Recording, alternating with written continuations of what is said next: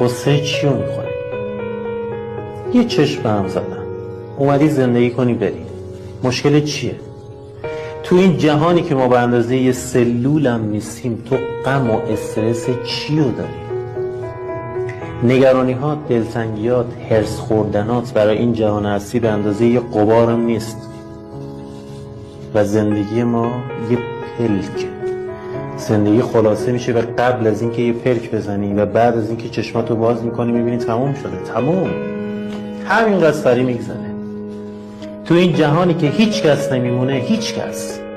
رنج چیو داری رفیق؟ دنبال چی هستی؟ سنگینی بارایی که داری به دوشت میکشی در پایانش هیچ ردی ازش نمیمونه، هیچ ردی. میگه ای دل غم دنیا مخور و شادی کن که این عمر چو باد صبا میگذرد.